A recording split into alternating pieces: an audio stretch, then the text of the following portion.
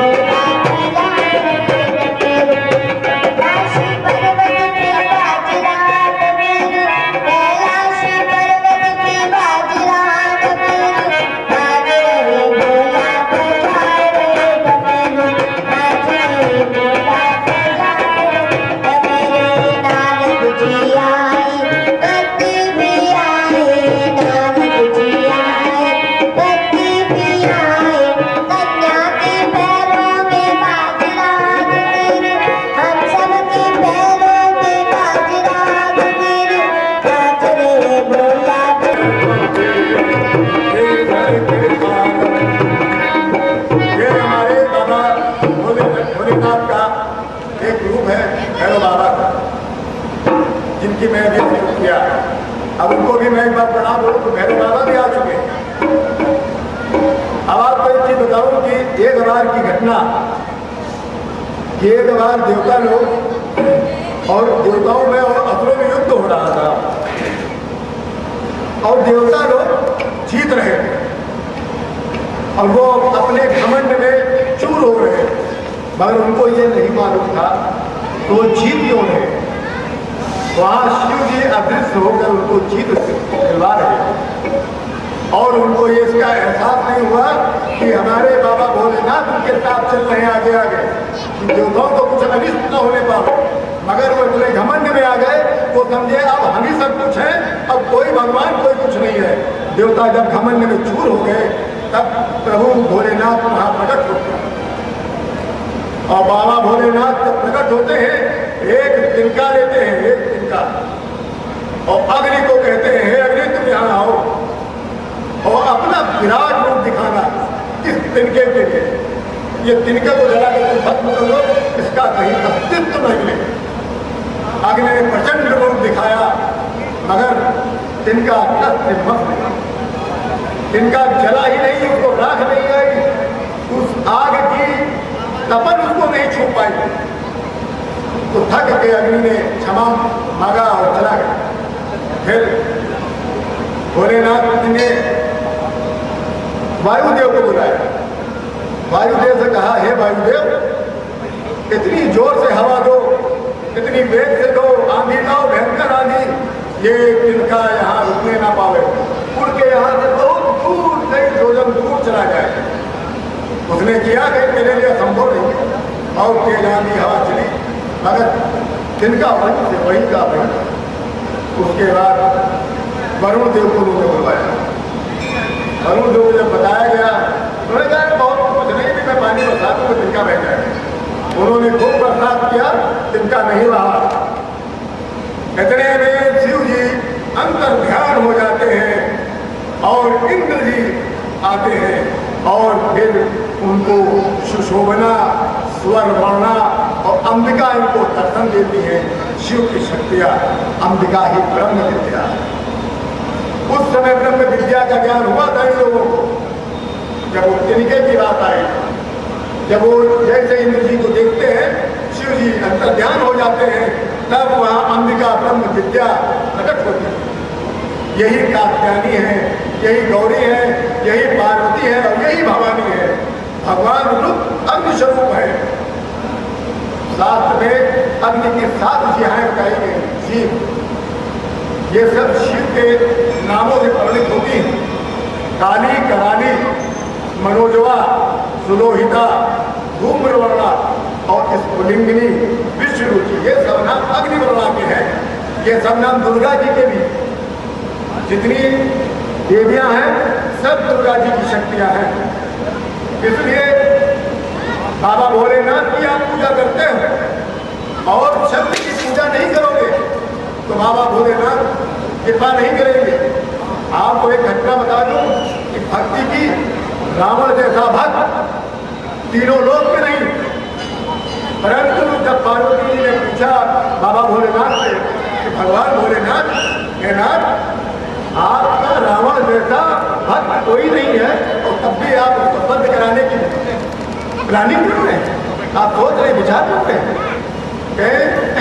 देखो देवी, उसने एक गलती की थी, उसने 10 सिर मेरे चरणों पे काट के चढ़ाया, जबकि उसको मालूम था कि मेरा 11 अंश है। मेरे 11 अंश से उसने 10 अंश की पूजा की और 1 अंश की अवहेलना कर दी। इसलिए 11वां अंश हनुमान जी के रूप में प्रकट होकर उनका मृत्यु का रास्ता बना। ये था कारण। इसलिए कहा जाता है शिव की आराधना करते हो तो शिव शक्ति की भी आराधना करो, यानी देवियों की भी आराधना अनिवार्य है। और इनकी भी आराधना करते हो तो शिव के जो 11 अंश हैं उनका भी नाम लेना चाहिए, उनको भी प्रणाम करना चाहिए। इसलिए मैं 11 अंशों और 11 शक्तियों को मैं हम लोग प्रणाम करते हैं। वास्तव में जिस प्रकार ब्रह्मा और विष्णु महेश की एक है, उसी प्रकार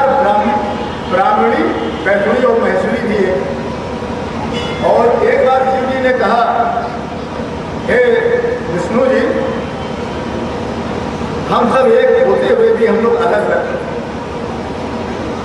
हम लोग एक होते क्यों हम लोग अलग अलग रहते, हम लोग एक ही में क्यों नहीं रहते? तब विष्णु जी ने उत्तर दिया था, संसार में जिस समय कुछ नहीं रहता है भगवान, उस समय केवल पर ब्रह्म या उनका प्यार नामक नित्य स्वरूप रहता है। ब्रह्मा विष्णु महेश ये उसी पर ब्रह्म के रूप है। ब्राह्मी वैष्णवी और महेश्वरी नित्य स्वरूपा प्रकृति अथवा शक्ति के रूपांतर है। इसलिए हे भोलेनाथ, आपसे निवेदन करता हूँ, यहाँ पे जितने भी हमारे आपके भक्त आए हैं, सबका कल्याण करना, सबकी पापों का नाश करना, सबके दुखों का नाश करना, इनके मन की इच्छाओं की पूर्ति करना। बोलो हर हर महादेव।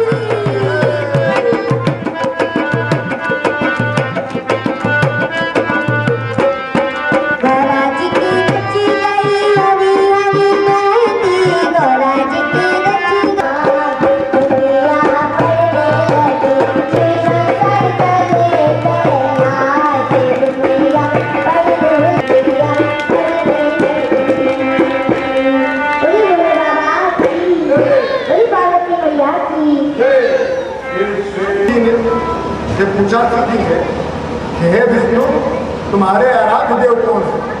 कहे आप हैं भगवान भोलेनाथ, आप ही तो मेरे आराध्य हैं और आप सबके आराध्य हैं।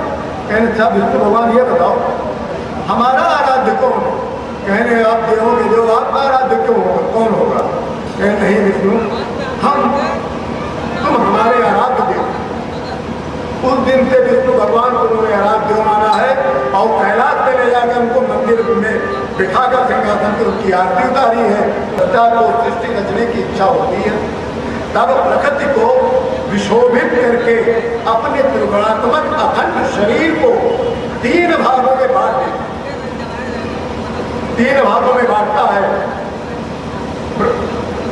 त्रिगुणात्मक अखंड अपने शरीर को जब 3 भागों में बांटता है तो उससे क्या निकलता है? बांट कर आड़ के भाग को चतुर्मुख और चतुर्मुख चक्रवर्ण और कमल सन्निभ रूप में परिणित करते हुए रहते हैं, जिसको सृष्टा कहते हैं, वही ब्रह्मा है। और मध्य के भाग को एक मुख चतुर्मुख श्यामवर और शंख चक्र गदाधारी रूप में परिणित करते हैं, उसको हम विष्णु कहते हैं। और अधोभाग को पंचमुख चतुर्भुज स्फटिक सन्निभ रूप में जो परिणित होता है उसको हम लोग महेश कहते हैं, बाबा भोलेनाथ कहते हैं। इन 3 देवों की उत्पत्ति प्रवृत्ति निवृत्ति शक्ति भी युक्त कर देता, जिससे ये अपने कर्तव्य और पालन में परायण हो जाते हैं। उनसे विकास वृद्धि विनाश सदैव होते हैं। शिव के नाम तो अब तक बहुत बताया गया है, उनमें से एक नाम है सौरभूतेश। सौरभूतेश इनका बहुत बढ़िया नाम। और सर्वेश सर्वशक्तिमान, इनको शक्तिमान भी कहा जाता है। शक्ति और शक्तिमान अलग नहीं होते। अगर शक्तियां हट गई तो मान कहाँ रह जाएगा। इसलिए इनकी शक्ति बहुत महत्वपूर्ण होती है और जब शिव भगवान जहाँ होते हैं वहाँ इनकी शक्तियाँ रहती हैं, इसलिए इनको शक्तिमान भी कहा जाता है, सर्वशक्तिमान कहा जाता है। सर्वभूतेश का अर्थ होता है पंचमहाभूत। पंचमहाभूत पृथ्वी, अप, तेज, वायु और आकाश, ये इनके अधिपति हैं। उनसे यथारुचि काम करने वाला ही हो सकता है, इसलिए ये सर्वभूतेश कहे जाते हैं। ये स्पष्ट है कि संसार के प्रत्येक प्राणी और सभी पदार्थ इन्हीं पंच महाभूतों से ही उत्पन्न होते हैं और उनका यथा योग